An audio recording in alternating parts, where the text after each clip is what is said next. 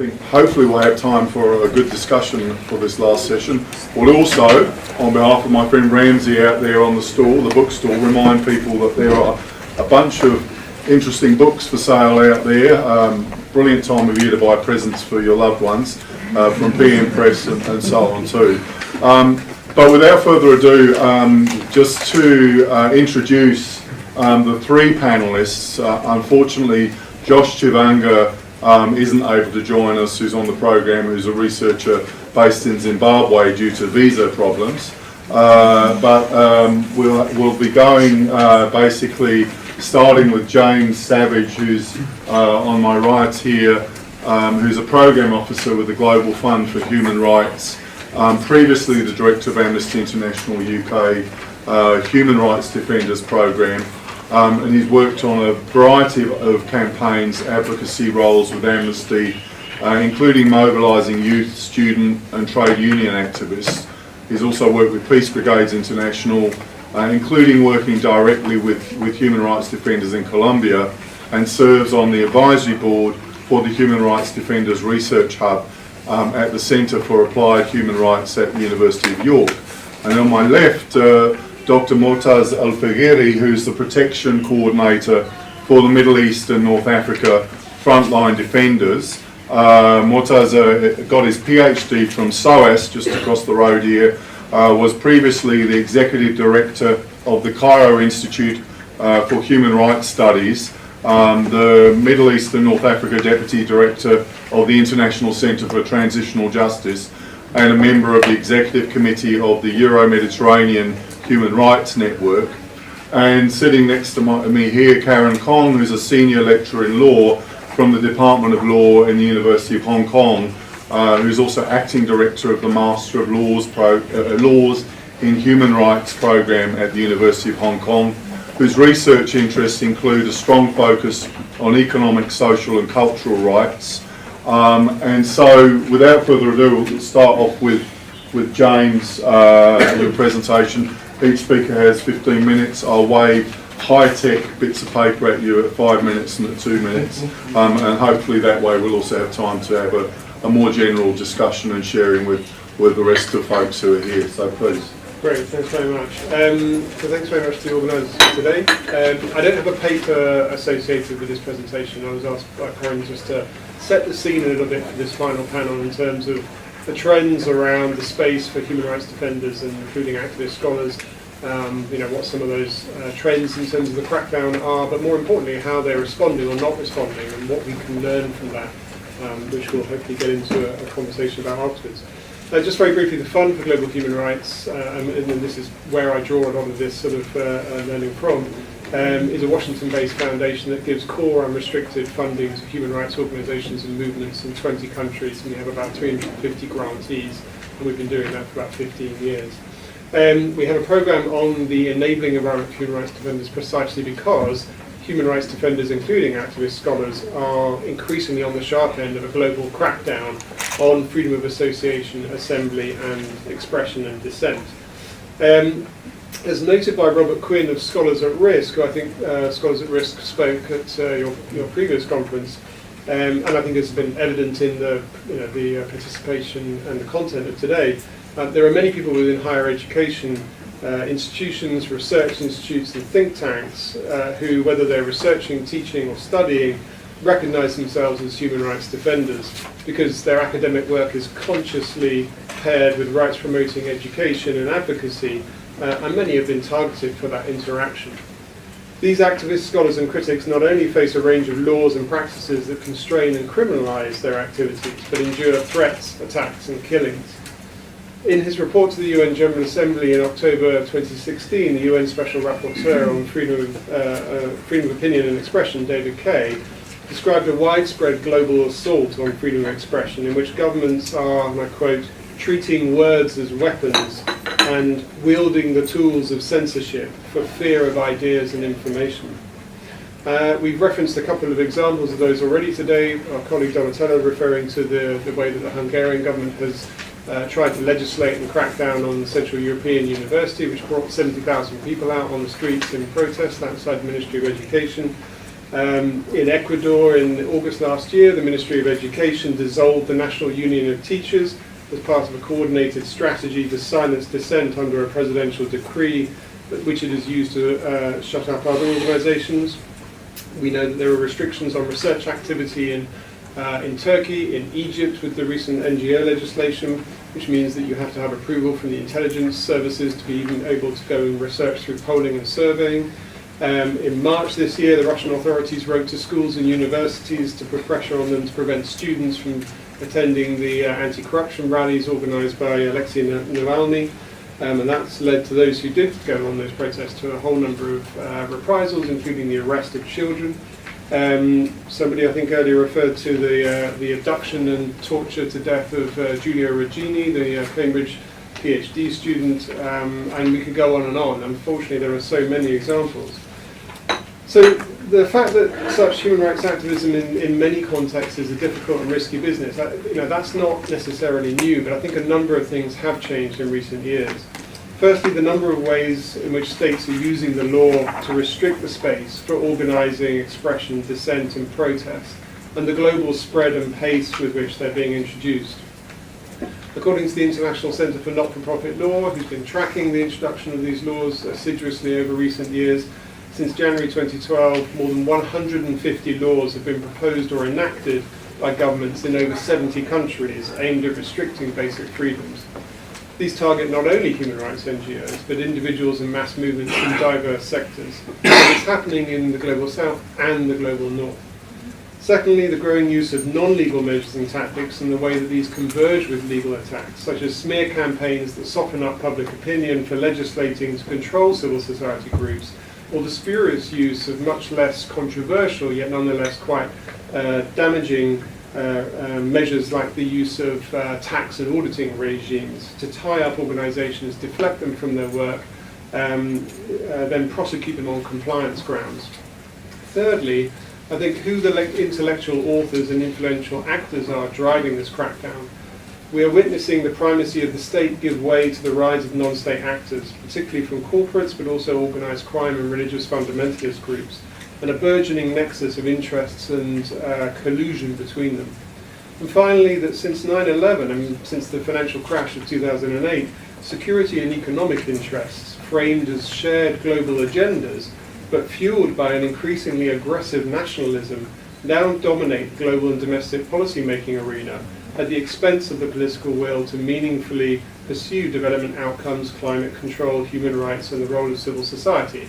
Or to put it in other terms, terrorism and trade Trump. We probably shouldn't be using the word Trump in this room.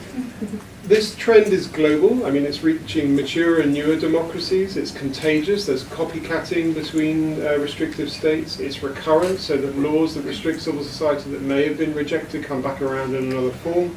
And it now not only affects human rights actors, as I say, but even those engaged in humanitarian work, peace building, development, and environmental activism. There's a load of literature, a growing body of literature around those trends, and I think it's enough to sort of pause there and refer people to that literature. Let's have a look at sort of how civil society is responding. In many countries, civil society activists often lack the knowledge, the capacity, and the resources they need to combat this latest mutation of harassment. Their ability to prevent or respond quickly and effectively is inhibited by a number of things.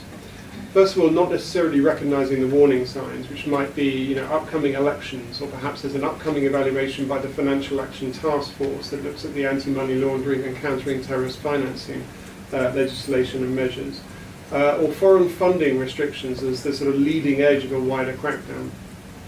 The array of laws that governments use to close the space and the volume and speed with which they're introduced, requiring civil society to fight on several fronts, where they might in short order be facing a counter-terrorism law and then an NGO law and then there's a tax law, and they're having to battle all those things at one and the same time. Then there's the challenge of actually identifying the actors and the drivers behind restrictions so that they can more effectively counter not only the restrictive laws but the underlying reasons and motivations and actors and interest groups driving them.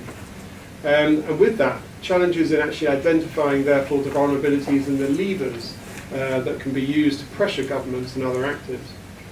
not knowing how to combat the ferocity of the smear attacks from government and the media, and the erosion of legitimacy and public support that goes with that, particularly in contexts where their own ability to speak out is hampered by restrictions on freedom of expression and assembly and on research, of course. And they are part of civil society sectors that are often not unified and can be turned against each other, with fissures between the human rights and development organisations, for example, being cynically exploited by the state. There is an exhaustion of capacity in some environments, with activists suffering fatigue from coping and responding to the crackdown through criminalisation, administrative harassment, threats, physical attacks and so on. They've been enduring for years, leading to a loss of knowledge, skills, experience and leadership as activists seek respite or refuge outside, very understandably. And not knowing who they can turn to at the regional and international levels, both for technical assistance and diplomatic support, or relying on forms of international support that are actually not particularly well aligned with their local needs or local strategies, including protection tools and training that is not adequately adapted to their context, advocacy campaigns and international awards that are not timed to reinforce local advocacy but actually better serve the interests of the organisation giving the awards, so raising risks and not lowering them, and slow or uncoordinated emergency response, and a lack of any, let alone sufficient, flexible and long-term resources from funders like those I work for to counter the closing space. So that's the depressing story, but that said, there are also lots of examples of where civil society and its international supporters are proving resilient, and there is progress in fostering a more enabling environment, or at least holding the line in the face of this onslaught. Over the last 2 years, the shrinking space has become a major issue for many governments and international organisations and donors. There's increasing activity at the international level in terms of documenting the trends, standard setting, advocacy, diplomatic efforts, and in training, peer-to-peer support, funding, and finding workarounds. And although significant gaps remain at the regional and national levels, where activists have been able to push back, in each case there is a pattern. The opposition is locally owned and led, it acts in coalition, it is early and rapid, and it has support from the international community or organisations. And I want to give you a few examples just by way of closing. We've seen action that has blunted or mitigated restrictive measures. So where civil society coordinated its analysis, its mobilisation and its advocacy, it significantly improved or at least removed the worst provisions of draft NGO bills in Myanmar, in Uganda and in Israel, although concerns remain with all three.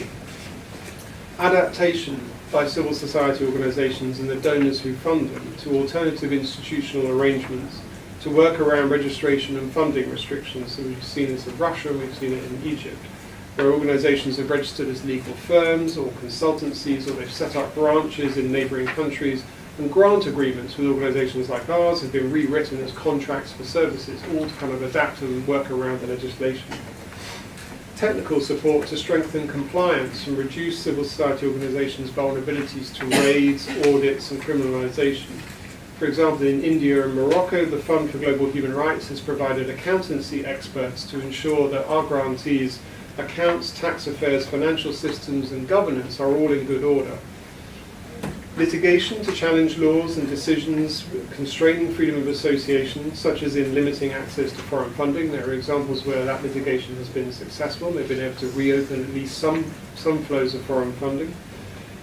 Funding models, the growing use of sort of regional and intermediary funders, where donors are closer to the activists, provide flexible and unrestricted long-term grants, and where coordination between funders can reduce application and reporting burdens on groups for whom that's really not what they need to be doing at a time when they're fighting the fight for their mere existence. Legal and other normative advances in civil society space. For example, in Kenya in 2013, civil society was able to secure a Public Benefits Organisations Act, which they wrote and drafted and they're very happy with. They haven't quite secured the final stage of getting it gazetted, and there's an ongoing cat and mouse struggle with the Kenyan government over that. But the very fact that that was passed under the previous government and there has now been an Access to Information Act is progress. national laws and mechanisms for the recognition and protection of human rights defenders that we've seen in a number of countries that have been passed, and others that are in development at the moment in Sierra Leone, in Uganda, in Burkina Faso, although implementation, the quality of implementation is often an issue.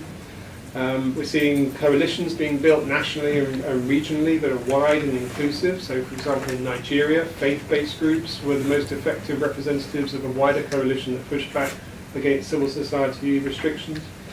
Movement building and creating solidarity networks and collective protection approaches that challenge the structural and targeted violence that are more adapted to complex conditions where the interests and powers of non-state actors and state actors merge. Vigilance and early detection of harmful policies or laws can also work. In Nigeria, a proposed law to restrict the use of social media didn't mention social media at all. It was called the Frivolous Petitions Bill. Experts spotted the problematic provisions of this law in plenty of time, publicised their analysis, and by using civil society organisations with a strong online youth following, were able to, and setting that out and the impact that it would have in very simple terms, were able to create a huge voice against the bill and effectively kill it off. There's a debate around engaging unlikely allies like companies, the merits or not of doing that. So I think that's an interesting area for discussion. So in conclusion, there are actually a lot of ways in which civil society is proving resilient and is finding ways to resist. And I think to strengthen that resilience, creativity, innovation and experience of activists, our research and action should examine not only the root causes and the enablers of these restrictions in this crackdown, but also the learning in what's working and not working, from which activists can develop even better, more widely applicable strategies, tactics and arguments for defending civil society space and promoting more enabling environments in the long run.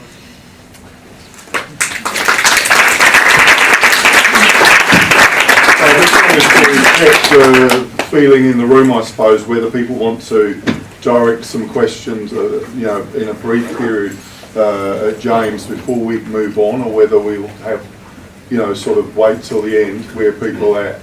The people with burning questions. That's not a trick question.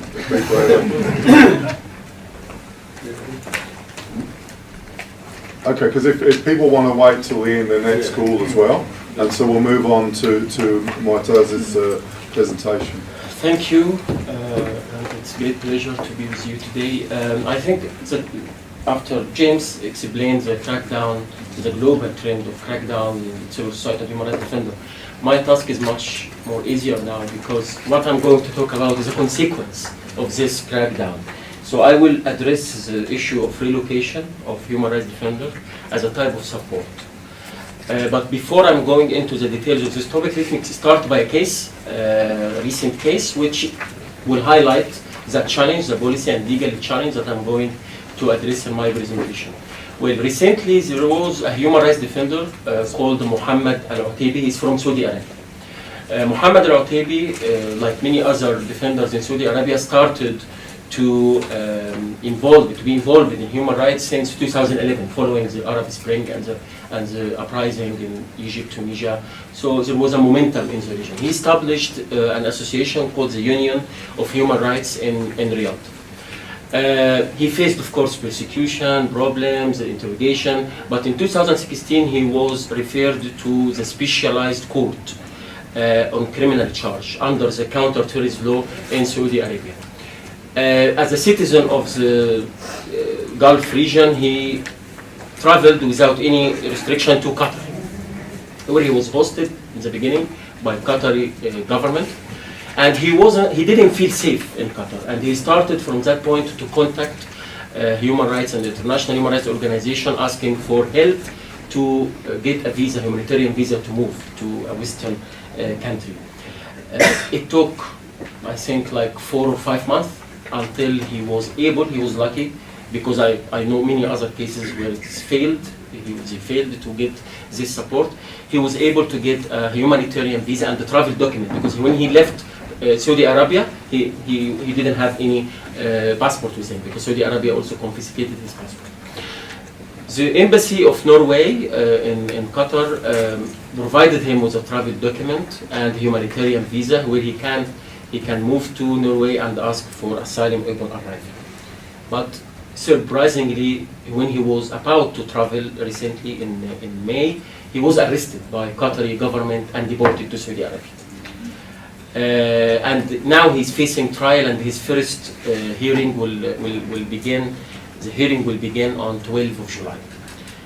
Well, this case of Mohammed Al-Utibi is just one case of tens of cases for persecuted human rights defenders, including researchers and academics who try to search for safe haven. Why I mentioned this case in the beginning, because I would like also to focus especially on the restrictions before human rights defenders within the MENA region. My remark in this presentation will focus only on the Middle East and North Africa. This is the cases that I worked on. I'm not aware of the immigration and the security cooperation in other regions, but my remark is applicable to the Middle East and North Africa. So the case of Mohammed Al-Utibi highlights the restrictions, the travel restrictions that people have within the Middle East and North Africa. And there is now a trend among some international organizations and the Western government to encourage human rights defenders to be relocated within the region, within the neighboring country in the region. And what happened to Mohammed Al-Utibi actually highlights this question of security cooperation. There is a security cooperation agreement in the Gulf region where defenders or political activists can be easily handed back to their country. But of course, Al-Utibi wasn't lucky, because what's happening now in this crisis between Saudi Arabia and Qatar, and the pressure on Qatar, prompted Qatar to deport Al-Utibi. And there are now a lot of Egyptians who are based in Qatar. They fled from Egypt following the military coup, and now they are also very worried that they may be a decision to deport them because of the crisis and the pressure practiced on Saudi Arabia, on Qatar, from Saudi Arabia and the Emirates. Well, there are other cases that I'm going also to address that is similar to the story of Mohammed Al-Utibi. But let me first ask a question: why human rights defenders think that the relocation is an important option for them? Well, in my work in Frontline Defenders, and generally the definition of human rights defender is broad enough to involve academic, researcher who working also in human rights, journalist, trade unionist, professional, member of professional syndicates, judge, lawyer. The definition of human rights defender is very large. Anyone defend any right recognized in the Universal Declaration of Human Rights can be a human rights defender. So it is very broad definition. So the cases that I worked on or I interacted with related to people coming from different backgrounds, from young people who are members of protesting movement in Egypt, to academics in Emirates or academic in Sudan, trade unionist in Algeria. Relocation is important for some human rights defenders to, of course, to escape from persecution. This is a simple answer, but also to survive as a human rights defender and to show resilience as an organization. And I can say, for example, in Egypt, some human rights organizations, given because of the crackdowns that have been witnessing since 2013, some organizations moved their assets outside Egypt, to Tunisia, for example. This is the only success story that we have right now in the Middle East. So they were able to register as an association in Tunisia, or some feminist organization also moved to Lebanon. This is the only way for them to survive. So relocation is important as a type of protection, but also as a protection for assets and survival of human rights defenders and institutions. But there are certain legal and policy limitations which impede the effective response to this task of temporary relocation. As we all know, there are guidelines released by the European Union and some Western government on the protection of human rights defenders. The guidelines produced by the Swiss government is the only guidelines I've seen recognize the question of relocation. But of course it encourages relocation in neighboring countries, trying not to make the burden on Western government to host activists, but to encourage them to be relocated in neighboring countries. But at least these guidelines recognize the idea of relocation as a type of support.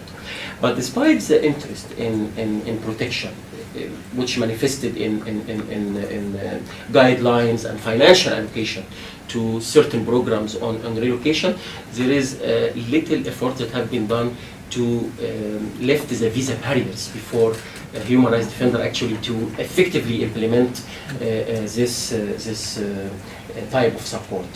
And I will focus on three limitations that I've seen in the cases that I worked on. These cases, the majority of these cases came from Egypt, especially because of the massive crackdown that started in 2013. There is a case called 173 case, where 37 organization, well-known, credible organization, interrogated or investigated in charges of working without legal permission and receiving foreign fund. And dozens of members of this organization are threatened. Some of them faced asset freeze. There is also high number of travel ban between 2014 to 2016. 85 persons have been under travel ban, including academics and professors in universities. But also there are many other cases coming from the conflict zone, Sudan, Libya, Yemen, Iraq, Syria. Of course, a lot of cases coming from these countries. What are these policy challenges that I'm going to address? The first challenge is the issue of what's called a humanitarian visa. And this is something related to the European countries. There is, in theory, there is a legal reference in the regulation, visa regulation in the European Union, which allow member states to grant humanitarian visa, in theory. But the implementation of this is of course, very selective, and it decided by member states. So some member states have this scheme to allow for humanitarian visa for asylum seekers, including human rights defenders. This humanitarian visa allow a persecuted person to travel to Europe, stay 3 months and apply for asylum. It's the main purpose to apply for asylum. And my argument actually is that this kind of asylum framework is not adequate at all for dealing with human rights defender needs. Many of the human rights defenders that I worked on their cases, they don't want to permanently leave their country. They don't want to be in an asylum in a process of asylum application. The asylum process disrupts their career.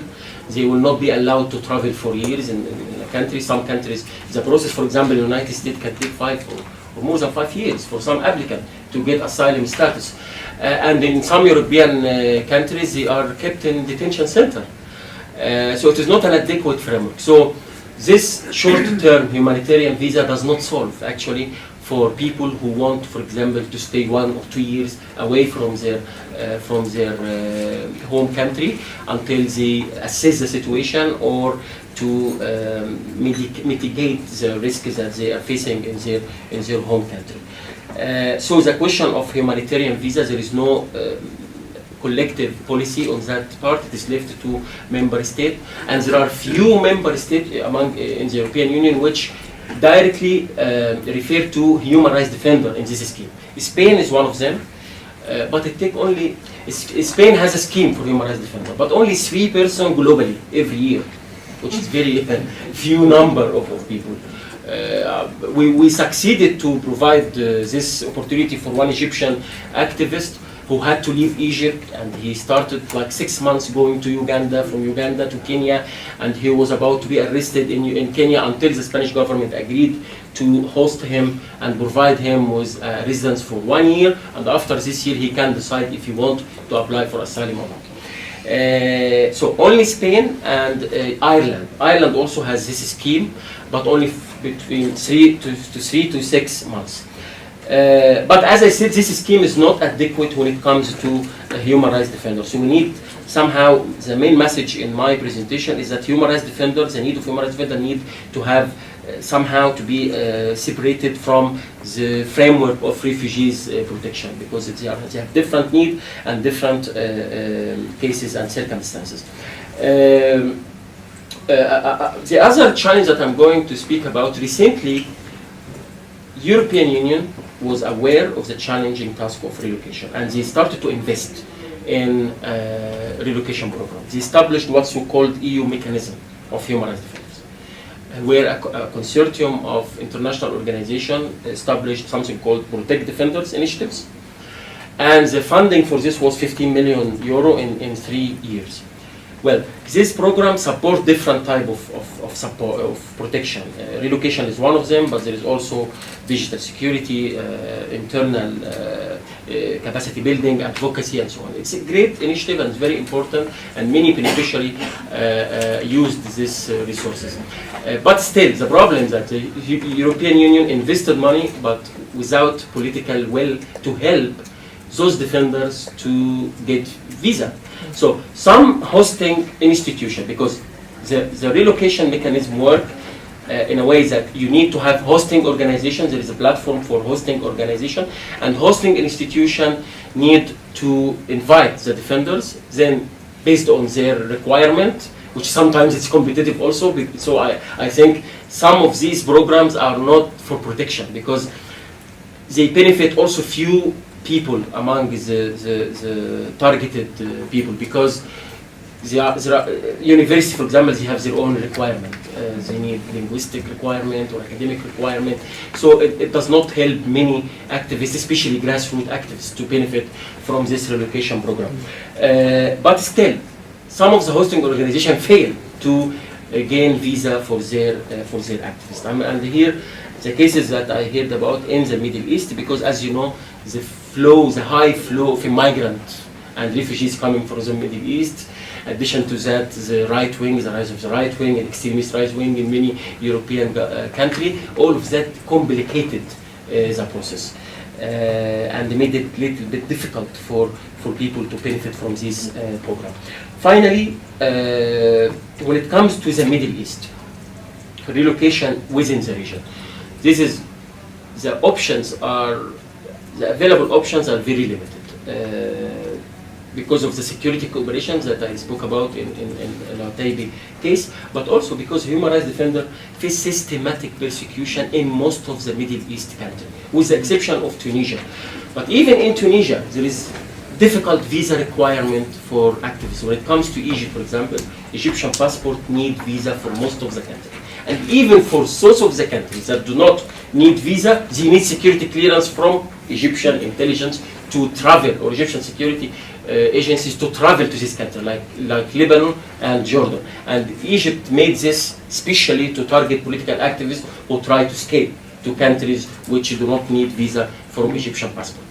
We have other cases for recently two Sudanese residents in Saudi Arabia who were active in the latest civil disobedience in Sudan.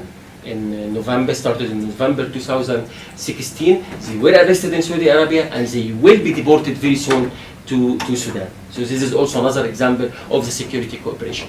An Egyptian in Lebanon who escaped from a life sentence from Egypt, and he was also threatened by Lebanese authority to be returned to Egypt. But because we did a lot of pressure on the UNHCR in Lebanon, they put his case on the emergency track and he was resettled in Canada. But it needed high-profile political intervention in the case.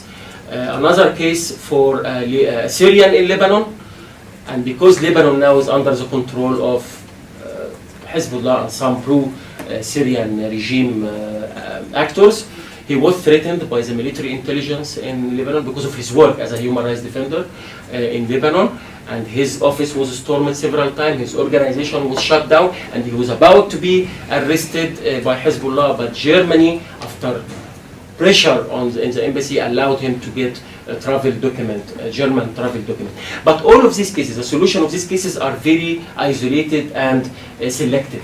There is no mechanism. So my conclusion is that we need a special arrangement for human rights defenders. When it comes to relocation, it shouldn't be only a theoretical type of support or even financial type of support. It needs some kind of political will from those governments who prioritize the protection of human rights defenders to develop adequate relocation program, not humanitarian visa 3 months, not asylum option, but a kind of flexible residence for those defenders, genuine defenders who are at risk in their home country to survive and to be able to continue their work without intimidation. Thank you. First of all, thank you very much for the opportunity to share about the experience of Hong Kong on activist scholarship and social movement. As you may know, Hong Kong has gone through significant social changes in recent years. So today I'm going to focus on the umbrella movement that took place in 2014 in Hong Kong. This is a movement which aimed at pursuing universal suffrage of the chief executive of Hong Kong, and it was the largest scale civil disobedience movement in Hong Kong history, involving students, teachers, professors, political parties, and general public from different sectors of the society. The Occupy Central, or the umbrella movement, was first initiated by a public law professor, Bennett. Even though the movement did not result in any substantive reform of the electoral system, it had created transformative social change far beyond the expectation of the organizers. So I think it may serve as an interesting case study in the context of Asia on activist scholarship. So in my presentation, I'm first going to talk about a little bit about the background of the umbrella movement, and then I will evaluate on the role of activist scholars in this movement. We are now about 2.5 years since the umbrella movement, so I will try to discuss some of the long-term impact that I observed as a result of the movement and raise some protection tactics for activist scholars for discussion. So the Occupy Central movement, or the idea of Occupy Central, began with a newspaper article written by public law professor Bennett entitled Civil Disobedience as Weapon of Mass Destruction. In the 1984 joint declaration between Britain and China on the handover of Hong Kong back to China in 1997, China has agreed that after 1997, Hong Kong will gradually and orderly progress towards universal suffrage of the chief executive, that is the head of Hong Kong. Disappointingly, until now, there is still no full universal suffrage of the chief executive that is in accordance with human rights standards. So what we have now is we have a 1,200 member election committee, which is responsible for electing our chief executive. So 1,200 compared to a population of 7 million people. So in this article, Bennett argued that the only way to put pressure on China is to allow universal suffrage, is to occupy key roles in the central business district of Hong Kong, so that the operation of Hong Kong's financial business is disrupted. Subsequently, Professor Tai launched the Occupy Central with Love and Peace, a very interesting title for his campaign to fight for full democracy in Hong Kong using peaceful, non-violent civil disobedience. Two other leaders include one sociology professor from another university and a Baptist church reverend. The campaign was extremely controversial because the professor proposing breaking the law, disrupting the financial district as a means to achieve political aim. The Occupy Central campaign was supported by mainly by young people, younger generation, and students. So after launching the campaign, this Occupy trio began a series of events, including constitutional reform deliberation talk and forum to sell the idea of civil disobedience. They even had rehearsals of the Occupy Central campaign in some parts of Hong Kong. So the umbrella movement sparked off under a decision in August 2014 by the National People's Congress Standing Committee of China. So that's the lawmaking branch of China, which laid down the framework for future electoral reform in Hong Kong. In that framework, only 1,200 nomination committee members can nominate a candidate for subsequent one-person, one vote. So the pro-democrats were of the view that as those committee members are not broadly representative and many are pro-establishment, only those candidates who have been screened by Beijing can stand for election. So that it is not a genuine election for us. So subsequent to that, students organized mass demonstration and started class boycott for 1 week. They gathered outside the government headquarters in Central and Admiralty. In the last day of the class boycott, the student leaders forcefully entered the government headquarters. And they were dragged away and arrested by the police. This angered members of the general public who flooded to Central to support the students. And the police, seeing that, fired tear gas and pepper spray to disperse protesters. And as you can see, the protesters, they used umbrella as defense to the pepper spray and tear gas. This is how the name umbrella movement came about. So since Bennett has been advocated for nonviolence, so you see umbrella is used as a method of defense instead of as a method of a weapon.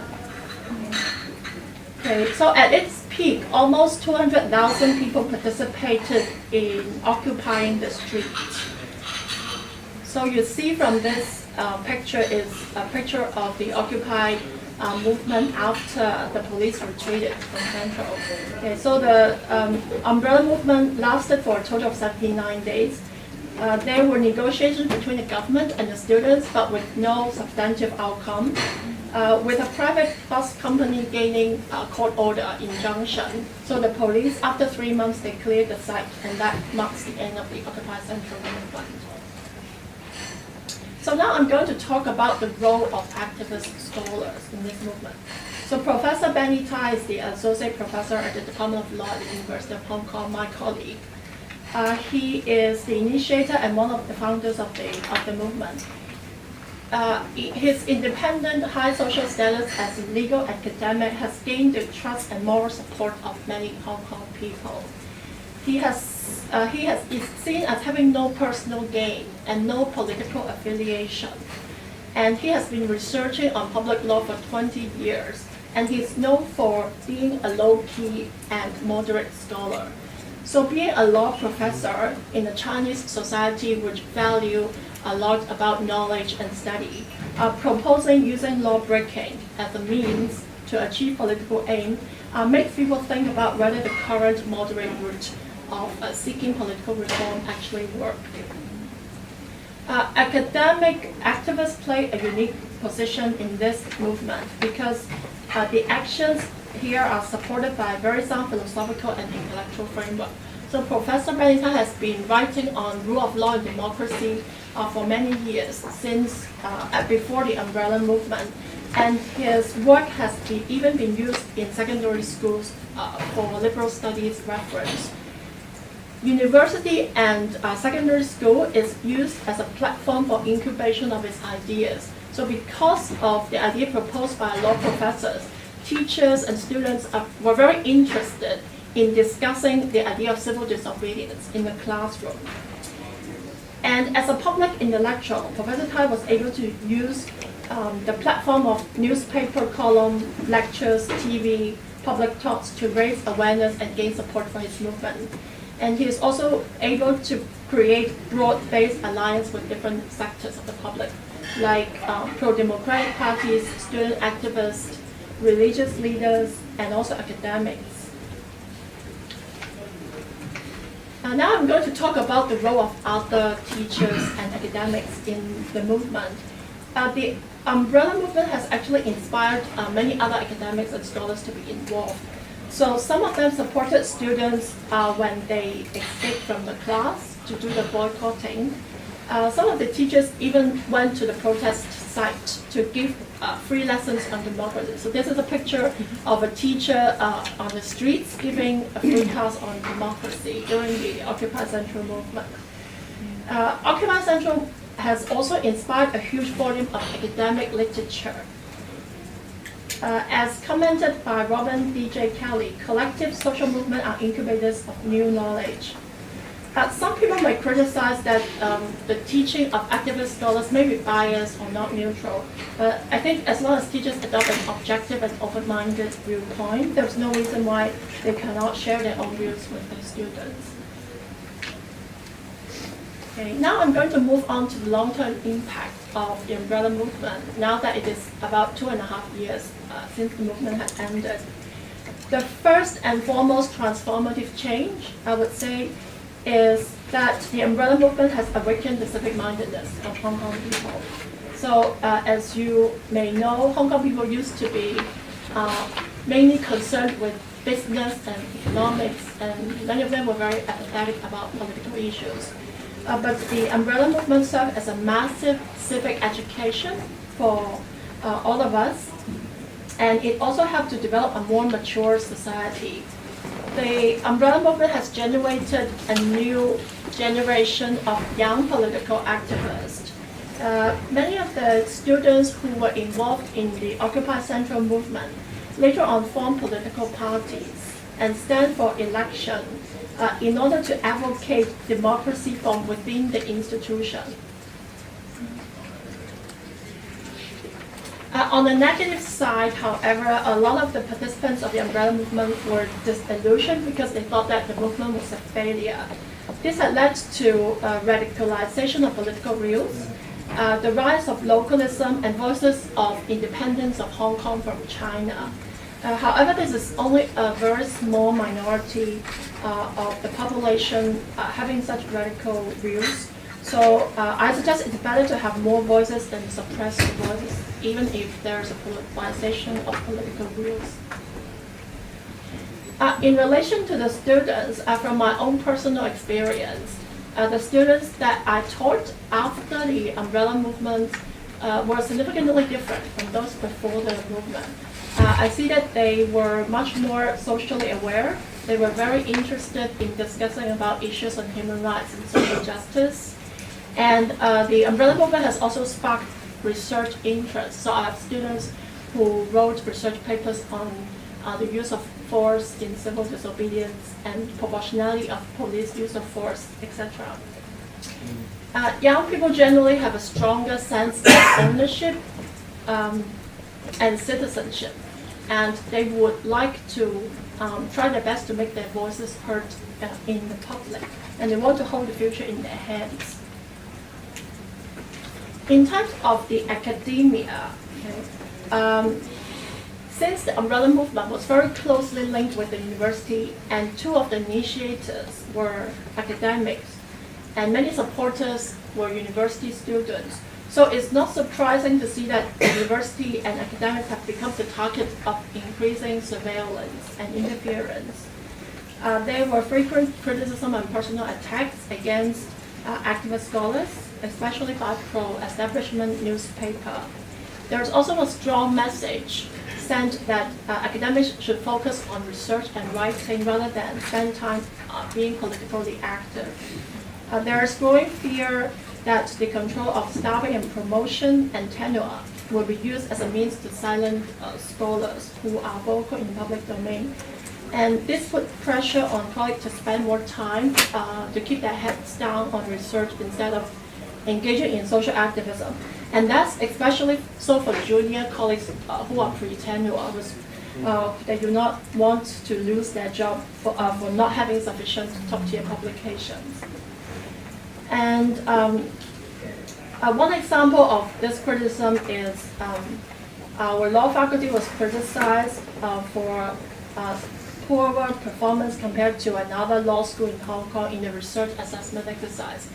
And the pro-establishment newspaper blamed our former dean, who was a liberal human rights scholar, for the poor performance of the faculty. He was criticized for excessive political participation and also supporting Bennett in the Occupy Central movement. There is no direct evidence of any political interference in university affairs after the umbrella movement, but the fear and the pressure on academics is growing stronger. One incident is our former dean, as I said, who was a leading human rights and public law expert. He was rejected promotion to vice chancellor in Hong Kong. in Hong Kong U, after the University Council, which was the highest governing body of Hong Kong, voted down his appointment without formal reasons given. There is, as I said, no direct evidence of political interference, but many academics, colleagues, alumni, and students protested as they believed that the decision was politically driven. So Professor Tai, at the present stage, he is faced with a charge of public nuisance, and his case is being heard in court now with the maximum sentence of 7 years. So there is a fear that he may lose his job if he's sentenced to prison. And since he agreed that he will submit to legal consequences, it's quite unlikely that he will plead not guilty to the offense. So now I'd just like to raise some protection tactics for activist scholars for discussion. First of all, I think solidarity among scholar students and public is very important. In Hong Kong, we formed the Concerned Group for Higher Education in Hong Kong to monitor academic freedom, or interference with academic freedom. There is also the issue of governance and system that can be addressed. For example, the tenure system is a two-way sword. On the one hand, it can protect tenure staff from being fired for their political opinion. But on the other hand, it can also be used to silence pre-tenure young academics. There needs to be more transparent university governance and open and transparent complaint system. The media in Hong Kong serve an important role as watchdog to threats to academic freedom. And we are glad to have good pro bono legal advice for protesters, and also we have good public interest lawyers to help activist scholars facing legal prosecution. So that's the end of my contribution. Thank you very much.